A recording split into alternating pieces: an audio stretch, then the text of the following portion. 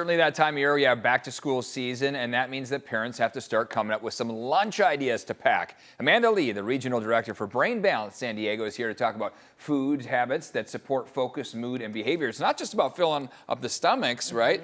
This has an impact on the brain, and we're at school to learn, so it all kind of goes hand in hand. Absolutely. If you didn't know, the brain is only maybe 2% of your whole body weight, but it consumes 20% of that fuel. Wow, so interesting. if you don't fuel it, you said earlier, feed the beast. Absolutely. That's what I taught my two sons. I said, you got to feed the beast, the brain, and your body for all the sports and everything. That's right. Nutrition is so critical. We have a saying at Brain Balance, junk in, junk out. Sure, And if it you're leaves not quick. starting the day on a good note, how can you sustain it? It's such a critical component of how we function. Absolutely. So you got a couple ideas for us. Let's walk us through a couple of these. The first one is a brain boosting smoothie.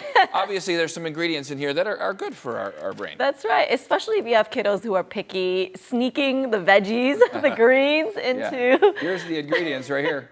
Yeah, sneaking the greens into your smoothie or even protein powder, just in getting the vitamins. If it's hard for your kiddo to consume all the good nutrients, smoothies are usually a really tasty way to start your day and get them fueled up and hydrated. That's a big one. And you're right, getting that protein powder, it doesn't usually taste great. My kids have told me that, but getting that in with all of what you're seeing on the screen here, that can really help out.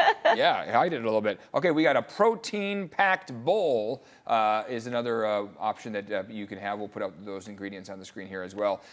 Protein's the name of the game. It is. Fill them up. It is. Protein is something that drives the neurotransmitters in the brain as opposed to sugar. And so we really emphasize if you want to sustain that fuel throughout the day and again, not crash, protein is the way to go. And there's so many ways to get protein. And this is just one of the fun ways to switch up your lunch. It's not just a carb heavy, peanut butter and jelly sandwich. And variety is really what's key. I love that. You got the rice, you got the chicken, you got onions and peppers in there, some other vegetables, so that's good. We've got the mind fortifying pudding. I don't usually think of pudding as being healthy, but it depends on what you put in here. Exactly. Sneak it in there. It's so true.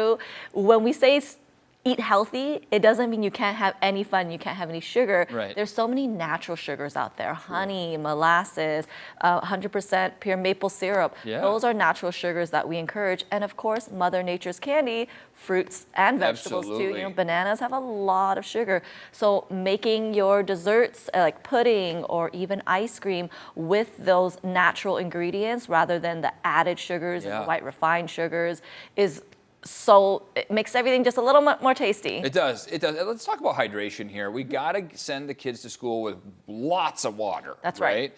For their lunch. And then, it's been hot out too, right? That's right. If you were watching World Cup recently, a lot of the hydration breaks, we have to fuel the brain again. Without that water, just 1 or 2% decline in our water capacity can really impact focus, impact our mood, impact our memory even, and learning. So staying hydrated, make sure we have the appropriate fuel to survive and sustain ourselves throughout the day is absolutely necessary. And talk to the kids and tell them to make sure they're getting that water throughout the day. Yes, bring that water bottle, constantly sipping on it throughout the day and not just when you're on break. And lunch is only good if it's been eaten. You don't want them bringing it home, stuff in the lunchbox, right? So you got to get a little creative. That's right, exactly. You have to get creative, and one of the best ways is getting your kids involved. If you have them be the ones making their own lunchbox, practicing some of those executive function skills, having them be at the grocery store with you to pick out those ingredients and things that they enjoy, to making their own lunches as well, or dinner,